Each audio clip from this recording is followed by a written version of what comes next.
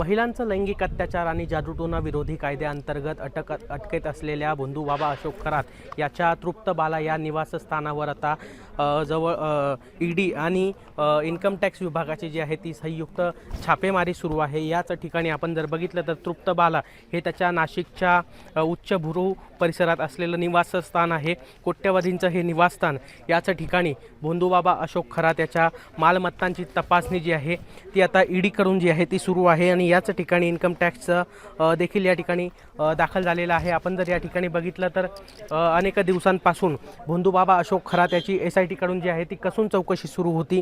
त्यानंतर अनेक पुरावे जे आहेत ते SITच्या हाती लागले होते आणि अनेक मालमत्तांची चौकशी ही SIT कडून सुरू होती। मात्र त्यानंतर मुख्यमंत्री देवेंद्र फडणवीस यांच्या सांगण्यानंतर ईडीला जे आहे तो हा तपास जो आहे तो सुपूर्द करण्यात आला। मालमत्तांची चौकशी SIT कडून जी आहे ती ईडीकडे वर्ग करण्यात आली आणि त्याच्यानंतर आता ईडी कडून जी आहे ती आता या ठिकाणी तपासणी सुरू आहे। आपण जरी बघितलं तर याच गाड्यांमध्ये ईडी आणि इन्कम टॅक्स पथक जे आहे ते या ठिकाणी दाखल झालेलं आहे आणि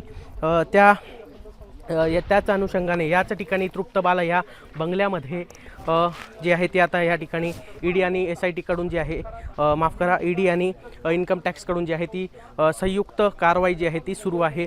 अनेक दिवसापासून भोंदूबाबा अशोक खरात याच्या मालमत्तांची चौकशी जी आहे ईडीकडे वर्ग करण्यात आल्यानंतर ईडीने जे आहे ते सखोल तपास तो सुरू केलेला आहे आणि त्याचनंतर आता ईडीच्या हातात देखील मोठे पुरावे आत्तापर्यंत जे आहे ते लागलेले आहे। मात्र आता अद्याप काही जे आहे ती गोष्ट समोर आलेली नसून इन्कम टॅक्स आणि ईडी कडून जी संयुक्त कारवाई या ठिकाणी होत आहे या दरम्यान काय समोर येतं हे बघणं महत्त्वाचं असणार आहे। वैभव उगे LS मराठी नाशिक।